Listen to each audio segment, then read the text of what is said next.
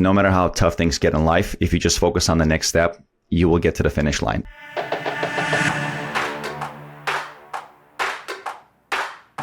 In today's episode, Courtney and I sit down with Hayk Tadevosyan. Hayk is an insurance agency owner, the author of Power of Mindset. He's going to share his 4 F's for success in life and in business, the importance of actually doing less and that equating to more, what he learns by pushing his body to the limits by running marathons, Ironman, Spartan races. We get into it today. I'm so excited for the episode. Let's get started. Hey, welcome to the Insurance Buzz. We are your host, Michael and Courtney Weaver, and we have a special guest with us today, Hayk Tadevosyan. Hayk, how are you? I am great, and you pronounced my last name perfectly. Thank you for asking. Oh, hell yeah, this is going to be good. How are you guys doing? We're so good. We just got back from Peru and recovering a little bit, but we are jacked to talk to you today, my man. Oh, likewise. Likewise. Thank you. And how was the trip? Was it a vacation or business or a combination of both? It was not business, but business of the soul. I would say that. Going to Peru, we planned to hike the Inca Trail. So that was why we went. Plans changed, and we weren't able to do that because there was a fire.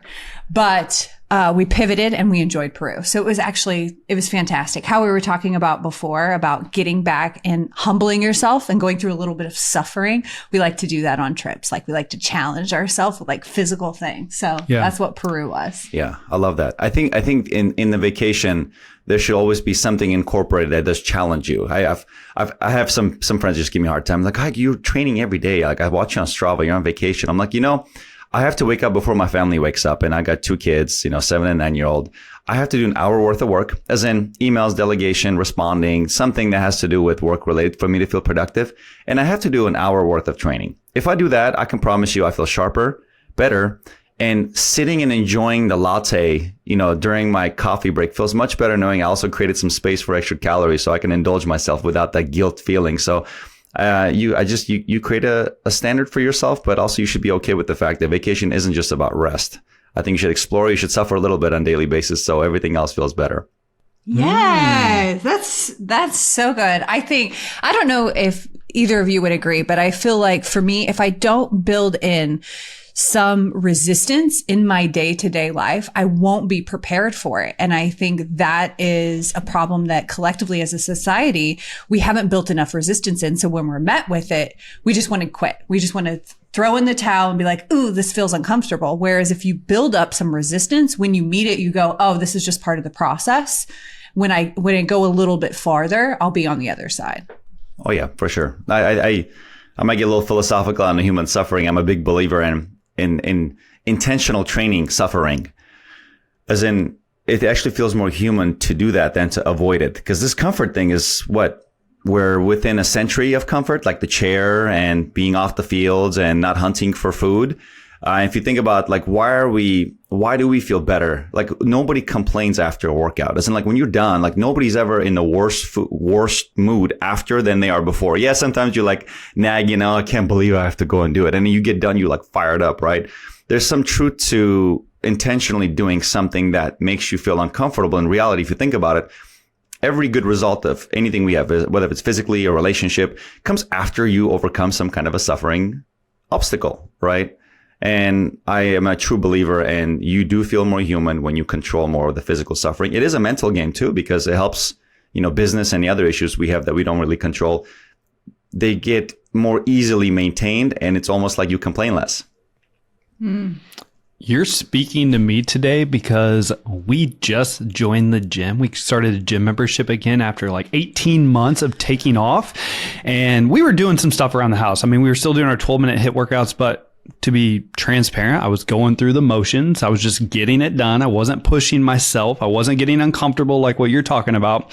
First day back in the gym, leg day. I've got to tell you, Hayk, it hurts to sit down right now in the chair, but damn, it feels good at the same time. Like, I left the gym today feeling like Superman. I'm like, man, I'm back, baby. You and ambitious. First day leg day. Kudos to you, Michael. We are nuts. Leg day always intimidates me. Oh God, that's what we started. We're both like, all right, let's just start with leg day. Let's just go for it. If we're not going to be able to sit down. I knew it was going to be a good day / bad day. After the first set of squats, my hamstrings are just on fire. I'm like, oh man, it's going to be a long day in the gym. Oh my God, leg you came over days to are me. interesting. Because you have to use your legs no matter what. If you do upper body, Yeah. you can relax and still walk around, right? But with legs, everything you do reminds you did legs. Yeah. Yep. So, Hayk, let's get into this a little bit because and this is going to talk a little bit probably to what you were just hitting on, but you're a big time runner. Everything from marathons to Ironmans to Spartan races. I would love to talk about why you enjoy running so much and what that does for you from both a physical and emotional standpoint. That's a really good question, Michael. It's a loaded question, right? And I probably have a loaded answer. I think the real truth is I don't know, but maybe it's just that feeling of feeling more human, as in because we're always trying to do stuff that feels more human, right? I mean, sometimes people try to pursue things that they've never had, thinking if I can only get to the things I've never had, I will feel the way I've never felt, which is if I want to feel fulfilled, therefore I got to go make $1 million. And I can't tell you how many people I know that made that pursuit and they sacrificed their health, sacrificed families or whatever, relationships. They got there. They're like, this is a miserable place to be. But I know very few people who chased that physical, but they maintained their balance, but they got somewhere, in fitness, and all of a sudden they brought other pillars of their life with them. As in, like when the fitness got better, business got better, relationships got better, they got stronger, they were solving problems in their head better. And I think, I don't know what it is, but one of my friends came to me, also a friend in the insurance business. She's like, I read this book by Pedros Kilian. Hayk, did you know he's Armenian like you? I'm like, oh yeah, I know Pedros. He owns one of the, I think, more successful gym franchises in the country. And he wrote a book called Man Up. And one of his book, he talks about run a marathon. It will change your life. She's like, what do you think he means by that? Because I think you've been telling me to run a marathon for years. I think I should run a marathon. Maybe that was my sign. I read the book. I'm like, to be honest, I don't really know. I didn't discover what the answer is. It's almost like saying, what is the definition of the Bible? It's like, it's thousands of pages long. You read it and you still have 1,000 questions, right? It's like my book too. I wrote it and it talked about the power of mindset, and people are like, so what's the answer? What's the secret, right? It's like, yeah, it's hundreds of pages, but there's never an answer, right? So in my definition, I told her, I'm like, you're going to find the answer yourself. When you put yourself in a difficult place of life, where your body gives up, mentally you're giving up, and there's nothing left, and you tap into a section of your mind and your body that gives you more, it really teaches you how much tougher you are than you really think. Because how often do we put ourselves in a position where we cannot continue going, and then you find it, right? I think that finding piece is a huge piece to confidence, to believing in yourself more. And how important is it to bring confidence in your life? Because there's a lot of things, what we do on a daily basis, that take our confidence away, right? So I told her, I ran my first marathon. It truly did change my life. And that was 7 years ago. I was 260 some pounds, couldn't run a mile. And like I ran 2 miles, my ankle swelled. I couldn't run for a few more months, and I had a marathon coming up in 6 months because I did the same thing. I'm like, let me run and see what all these CEOs are talking about. And I remember I lost all the weight. I got in shape. I barely finished the marathon. And I was telling this to some of my friends and my mentor. It's like, I'm going to take this journey and run a marathon. Because I remember I had a mentor named Ali, still do really good friends with him. And he was a successful stockbroker. He's in the oil business. He owns an insurance business. The guy's like just entrepreneur on the next level. And I remember I was obsessed with anything he said I would do, and I was young in my early 20s. He was mentoring me. He's like, I remember when I was a stockbroker, our job was to make money for people who invest with us, right? That's primarily, that is the whole role, right? So I had to figure out a way to give them good stocks. And sometimes we didn't know much about the companies we would present. So we would do, market analysis and research. And, my reputation's at stake, and our reputation's everything, right? If I sell the wrong stock, my client lose $100,000 or $1 million, it's over, right? They're going to blow you up on social media and the news and sue you and all kinds of things. So he goes, as we were giving advice about companies that we didn't know too much about, he goes, there's one common pattern emerged. He goes, when we noticed a company that had a CEO or a president or a founder that ran marathons, their stock did well. And that was a conversation we had like 14 years ago. And I'm like, what does it mean? He's like, I don't know. Maybe you'll find out one day. So the day came, I signed up and I ran. And I remember like my legs failed a mile 18. My quads were turning. And anyway, medical station, spent 20 minutes there. They gave me a bunch of salt water. I recovered, massage, and I walked like the last few miles. It was like the world's slowest marathon. I barely came across the finish line. Couldn't walk for like 4 or 5 days. toenails all falling off. And I remember met up with my mentor and a couple of my friends. They're like, so what's the lesson? I'm like, I have no idea. That was a wasted 6 months of my life. And, you know, there was something in the back of my mind thinking, I didn't do a good job. I just did it to check the checkbox. But also I read every book that talked about, you know, being a successful entrepreneur, being a good spouse, good parent, you know, being a good CEO, whatever it is that you're looking to be good at.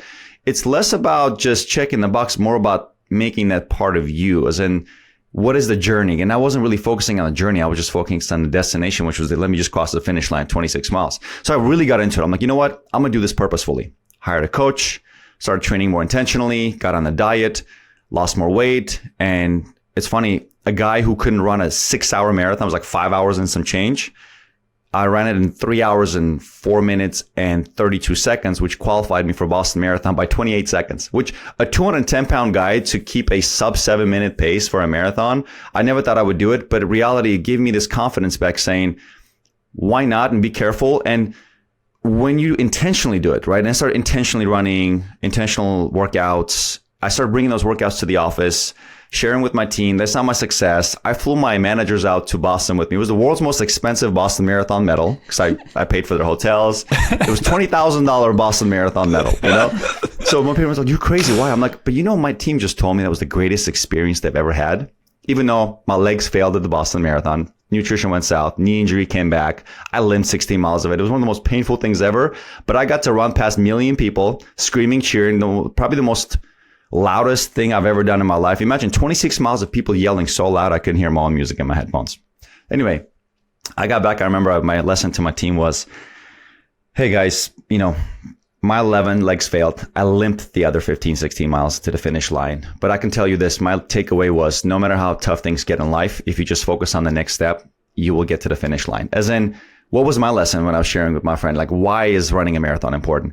It just teaches you that you're so much more capable. It removes a lot of barriers in your life. Whatever barrier you have, it helps you find a solution to removing it.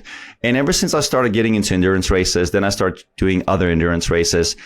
It's funny, business got better. Like, I got healthier. I started making more money. My team started making more money. Retention went up. You know, referrals picked up. I started working less within the business, more on the business. So all these lessons that where I was reading about in all these different books started like clicking. And then I wrote about it. And then now I speak about it. Now I train about it. And again, I can't tell you it was the marathon, but I could tell you it's the fact that I got obsessed pursuing this discomfort, which I'm now, you know, you get to work and there's always complaints and issues. And, you know, that's all you deal with at the office, right? When you own the business, it's just easier to maintain and almost like it's going to be painful, but I'm so much more capable. So it brought back a lot of confidence in my life that my childhood took away from me. Because when we moved to America, like it was all beaten out of me. 13-year-old kid with his dad, homeless, and you know, I'm eating lunch in middle school, bringing the second meal back to my dad. I'm eating the breakfast, bringing the lunch to my dad, and that's his meal for the rest of the day. And so I needed a lot of different things to fight the demons in my head and bring confidence back. So I think long answer to your short question, why do I like endurance races? And maybe it helps me fight some of the demons from my childhood where I didn't see my mom, brother, and sister for 7 years. From 13 to 20, I had a really rough upbringing in America. But also it was the school of hard knocks taught me a lot of valuable lessons. Maybe today I deal with a lot of that through pain and suffering. But at the same time, I know a lot of people who never had childhood trauma like me. They still do endurance races and they're very successful. And a lot of them will share the same thing. I feel more human, I feel tougher, and I can handle the challenge better when I'm doing intentional, difficult physical things. So good. I'm curious. So we've talked about running. What got you into insurance? Why did you choose that path? I'm sure you've heard this joke that none of us end up here because we planned for it. It just happened. Yeah. In high school, I dated a girl whose father was an executive for the insurance company, for State Farm. And he was the one, hey, why don't you go work for a local agent? At the time I sold cars, I sold cell phones to, you know, help pay for bills at home, send money back to Armenia because $100 a month mattered. It's the difference between my family being able to put bread on the table and not. So I had to do everything possible, worked at pizzerias, did construction with my dad. And I remember I was trying all these different jobs. I did Radio Shack, I did pyramid schemes, you name it. You know, I tried everything possible to pursue this American dream. And I remember, to me, my girlfriend's dad was like this epitome of what an American dream is. He had a nice house, couple of nice cars, and they could afford vacations. To me, I'm like, why would you spend money traveling when you can save it and stay, you know? So to me, I'm like, you have extra money to fly out somewhere? Are you kidding me? You know? So I learned he was in insurance business and he was an executive for the company. John Jackson to this day mentors and, you know, coaches me on things. I talked to him actually a few weeks ago and he was like, go work for an agent, get some experience. Maybe one day you can open up your own office too. And I was 18 at the time and I was just trying all these different jobs. And I remember I went and interviewed for a couple of agents and one of them gave me an offer, Doug, and I worked for him for 3 years.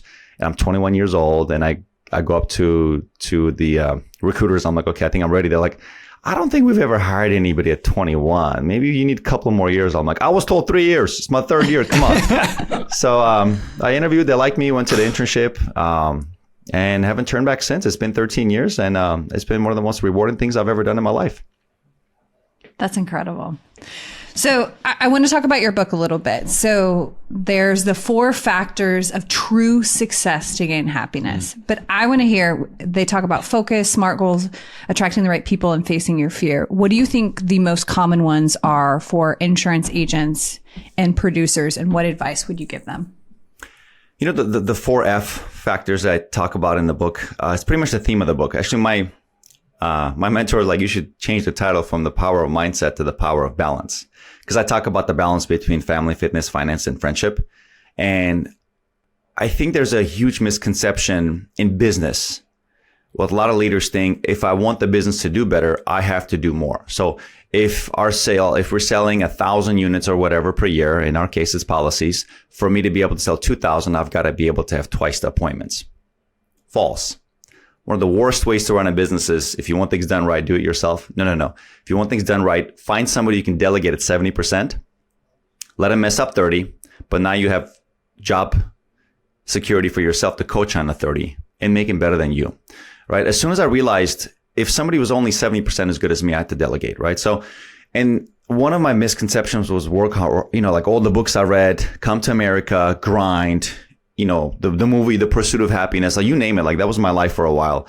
And I thought I had to work 12, 14, 16 hour days. And we did decent. Like our first year, we were the number one raw new producers in the zone. So that was a good place for me to get some confidence. And we weren't doing well in financial services and I was just doing most of it myself, barely qualifying for, you know, like the level 1 travel goal by December. And then there was the year we didn't. And it was me. Problem was with me. I wasn't doing enough reviews and meeting with clients. And when I realized the power of motivating the team, keeping them accountable, got into racing, led by example, got my team fit. I mean, we were doing the exotic by June, you know, like we went from office that I'm like, this is the best we'll do, to President's Club in multiple different lines. And, you know, I'm working less. The team is making more. Like some of my team members make what I made as an agent the first couple of years in the business too. So I think the misconception is if you want more, do more. But the reality is if you want more, do more balance. And that's what I kind of wrote the book about, is when I got my fitness tank figured out, when I got into shape, I realized I was taking time away from the business and I noticed my team was doing better. I'm like, weird. I thought they were going to do well when I'm there. I can coach him. I can prepare him for the appointment, but I stepped away. I came back to fun stories of them succeeding. I'm like, interesting experiment. Let me step out more, train more, or took lunch breaks with realtors I was ignoring for a while. Then I started building more relationships outside the office, started getting more referrals, and I started introducing professionals to my team, and all of a sudden their production numbers went up. And we went from having an office that writes 100 to 150. Now I have team members each writing 100, 150 to 200 by themselves. We went from an office from 150 apps a month to we're going to crack 700 this month. And I'm thinking to myself, what is the difference? Well, the issue is a lot of leaders think they need to oversee the production. Reality, we got very good when nobody was watching. We failed, we learned, and we got better. We don't give our team members enough freedom to fail while being there. So question is, can you train, be a leader, and walk away, let them fail and learn? And when I realized me being out the office, but still being engaged, there's a lot of people who leave and they're disengaged themselves. Being out and still being engaged was one of the greatest leadership assets I've given to my team. And they started taking leadership amongst each other. And everything changed. So with fitness, it fixed my financial tank. With financial tank, it fixed my time. So I started hanging out with friends and family, going out, got married. Family tank was fixed as well. And I started just kind of working on the balance. Some years I train more because I'm doing some kind of a difficult races that year. Some years I'm like, okay, second office, okay, financial tank, I'm going to just train less and focus on this. And then there was when I had a baby, and the second one, I spent more time with family and my fitness kind of suffered. So I've learned that there's never this equal balance. You just continuously work on this. You chase this balance that doesn't exist, by the way, if that makes sense. Yeah. Yeah. Seasons of life. I'm curious because you said still be engaged and you said there's a big difference. Elaborate what being engaged looks like for you. For sure. Engaged as in I rarely miss our Wednesday team meeting. I don't work Mondays. Fridays, usually half day. I drop off my kids. Their school starts at 10 and I come in, usually like leave halfway earlier. Not because I'm lazy. It's because I realized that's when my team needs to fail when I'm not around, because they don't want to fail around me. I see the reports. I take screenshots of reports. We have a group messenger on Facebook, and I'm like, hey guys, you guys did 50 applications today. Congrats. That was a solid day. So they know I'm watching, but I'm not always around. Right. And there's, I think I've seen a lot of businesses when they disengage themselves. Yeah, they walk away and they disengage themselves where they're not looking at the reports. Team doesn't know. They're not forwarding any emails. They're not delegating anything. They're not checking in with their managers. They stop doing the monthly one-on-ones. And that's a piece I think if we don't take our team for walks, too many people just, it works so well, I stopped doing it. Again, they disengage. I don't know what's going on the field anymore. There's this thing I always talk about is look for patterns, follow patterns, create patterns. And I think we make a mistake as we don't really ask our team what's going on the field. In those one-on-one walks, which I actually stole from a Microsoft executive, was a peer of mine at church. One time I asked him, I'm like, so how do you do one-on-ones? Like, I want to introduce one-on-ones like 10 years ago. And, cause I knew he was a leader in the company. And I asked him and he's like, hey, why don't you walk with me after church service? I'll tell you more about it. Like we need to get up and help the pastor right now. Like not a good time to talk business. I'm like, all right. So afterwards we're walking to his car and then he's just asking me questions. How's business? How's family? And it was like 5-minute walk. And then we get to his car. He's like, this is my one-on-one with my execs at the firm. I'm like, you don't have reports? You don't have like sales quotas that you're reviewing with them? And she's like, no. And he literally, we have this formula at the company, like family, the form. You guys heard of the form, FORM? Talk about family, occupation, recreation, and money. He literally never heard of that acronym, but that's what he does. He goes, it's about them. It's a psychology venting session. When they vent, you listen. When they rant, you cut them off and you talk about something else. I'm like, interesting, right? So I think one of my best ways to stay engaged, knowing what the drama is, where we're lacking things, what position I should hire, what should I do with this sales structure? Because too many agents go and copy a pay structure from somebody else that works for their market, but it doesn't work with ours. But instead of copying other sales structure, we need to do field intelligence, look for patterns, follow patterns, create patterns. If a pattern from my team is, here's what we want, well, you follow it, then you create a system around it, everything changes, right? So engagement is that. Try to be at every team meeting. Try to be at every one-on-one once a month, at least with your leaders. If you got 20 team members, don't have time, I get it. But with your 3 to 4 key, right? And that's a piece where I know some people who work twice a month, but they're so engaged and their businesses are killing it. But I also know people who are in there 4 or 5 times a week, but they're still disengaged. I don't know what they're even doing in the office. Right. So it's like, what are you doing in there all the time? You know, feet up, cruising YouTube, baby. Yeah. Let's go. Yeah, like I'm not customer facing, but I'm team facing. Right. I don't talk to clients, but I talk about clients a lot. So I think that is the engagement piece that a lot of us think. I'm not playing golf, but there's a lot of people out playing golf who are still engaged with their team and they're still killing it. So I think the engagement piece is a huge one. Yeah. So I have a question for you, because you went from working 12, 14, 16 hours a day. All right. And now you're working much less than that. And so I have to ask you, like, was that a struggle for you, or was that transition easy for you? Personally speaking, I've done something very similar to where I tied my worth to my work ethic. Back when I started agency, I was working 16, 18 hours a day, 6 days a week. And when I started to transition to working less, I almost felt lazy. And that's something I've had to overcome from a mindset standpoint. So I'd love to know, is that something that you struggled with, or was it a fairly easy transition for you delegating to your team and working less?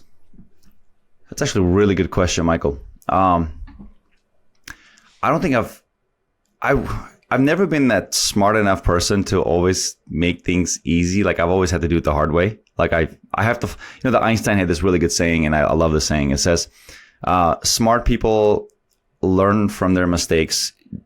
Geniuses learn from other people's mistakes, and dumb people don't learn anything.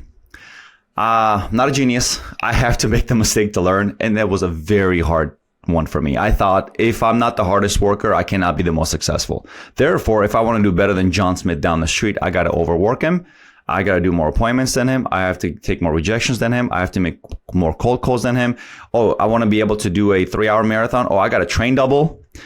It took a while to realize less could be more, right? Actually, I toned my training capacity down and I shaved off an hour off my marathon because now I had a coach telling me what to do. Hey, Hayk, instead of going out doing a long run, why don't you do a 45-minute interval? I'm like, what the heck is an interval? He's like, well, you go to the track and you do 400-meter repeats with 30-second rest. This is the pace you keep. This is what you do. I'm like, why?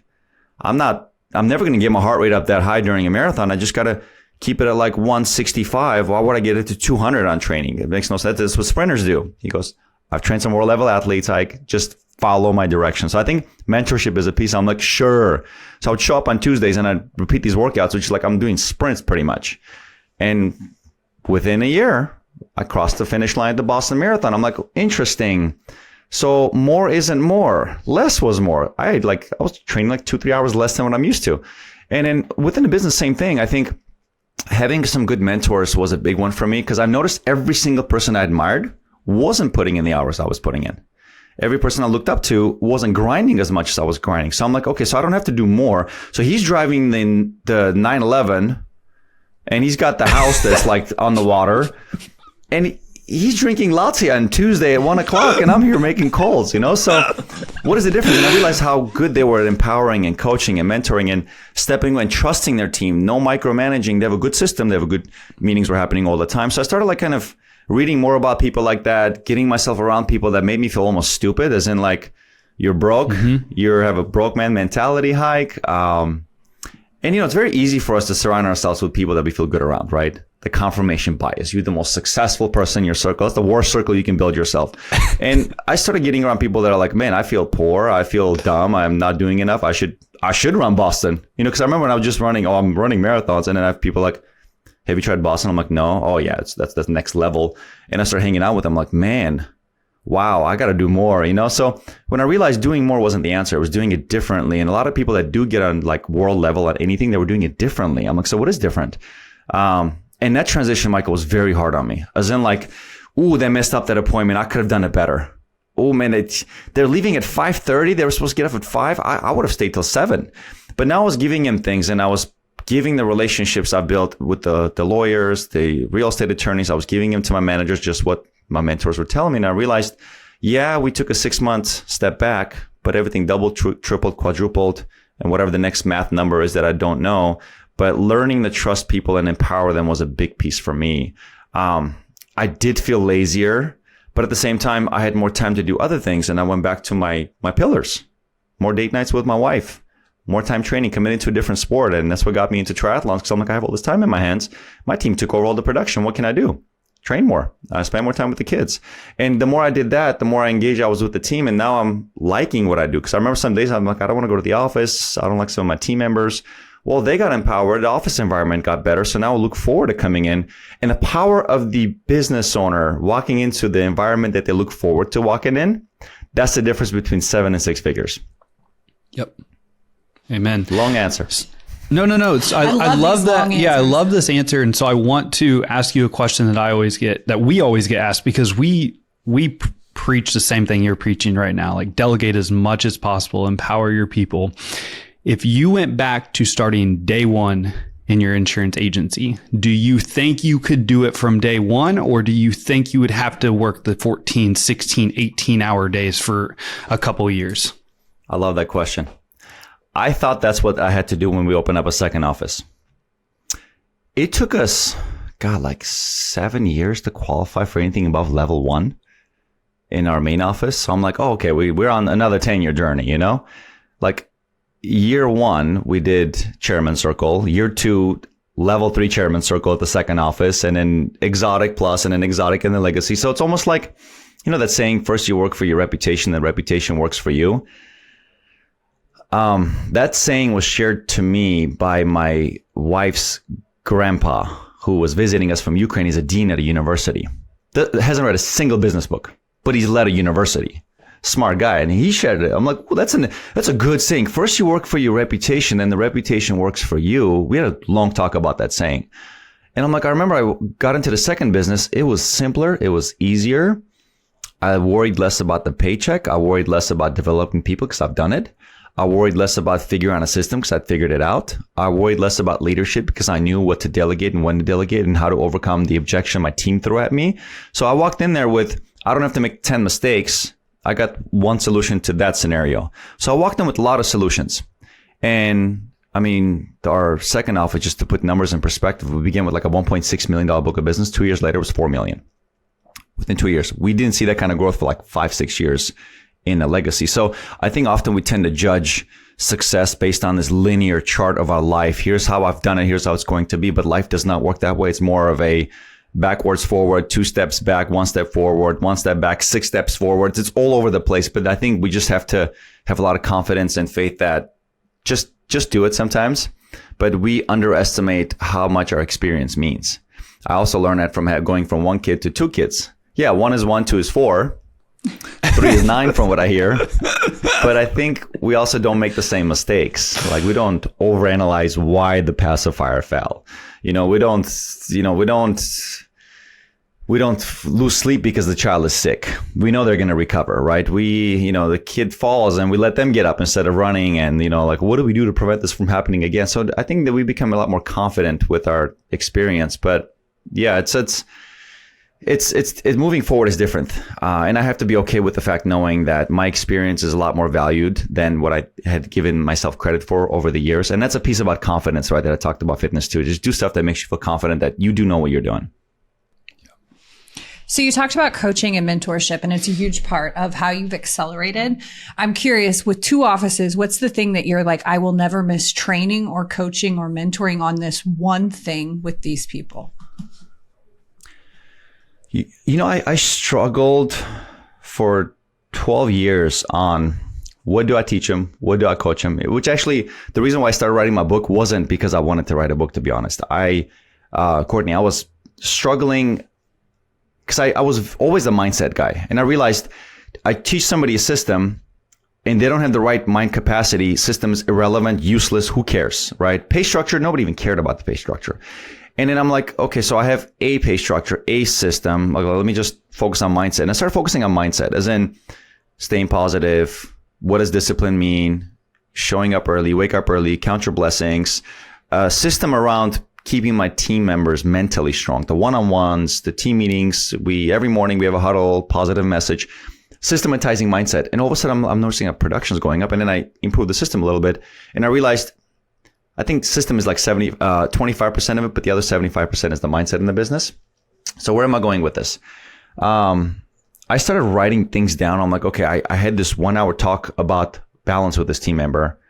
That team member's numbers just skyrocketed. Let me write down what those lessons are. And this is as I'm like training, I'm on the elliptical and I have time to write. So I'm writing stuff and I kept writing mindset, balance, power of positivity, training. Why is that important? And all of a sudden, like 6 months later, I have like 400 pages of content pasted in a Word document. I'm like, okay, I'm going to make every new candidate read this before I hire them. Or now I have like these sections we can revisit during one-on-ones and stuff. And anyway, it looked like a book. So I gave it to an editor. They helped me edit it and turn it into a book. So now I'm like, this book has been the best way I've trained people now. I just use it as a training manual, then it turned into a book. And now it's helping a lot of other businesses, owners in the area. So now instead of me winging it, instead of forgetting, I forgot to train this candidate on this, I have a manual. So that was a big piece to me. And the other thing, I started recording videos. Instead of, I need to train this, I'll have recorded videos, like 50 some videos. I'm building a platform on there. So I'm making my team members, if I want them to get good at selling umbrellas, I have like 4 videos on that. If I want them to get good at life insurance, I have like a bunch of videos on that and guest speakers and stuff like that. So I don't have a direct answer of like what specifics I need to teach a team member. I started systematizing those things. One was the book. The other one was the training side I'm putting together. And that's pretty much kind of how I've been able to develop team members who write 100 to 200 applications each is marrying a system to a very strong mindset.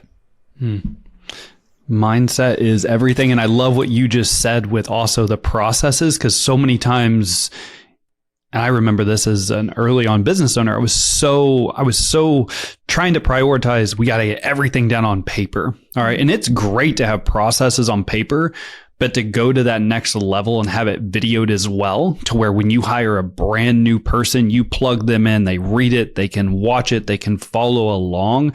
That is efficiency, and you can get somebody up and going, selling, servicing, whatever it is, extremely quickly without you or your team having to devote the time to that. So that's important. And I love that you talked about like systems and processes, because so many business owners get so caught up in the fact that they don't have everything all laid out.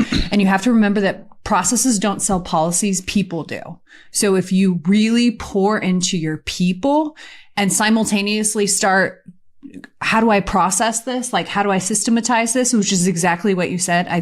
I think that's really the answer. So I love that you said mindset, because I think that it's people. We're in the people business. The mindset is, and you said it's what is 70% of it? Is that what you said? I think 75% is the mindset. The other 25. If I had to make up a percentage, that's how I feel. And I'm going to a gut feeling, like bro science kind of a number.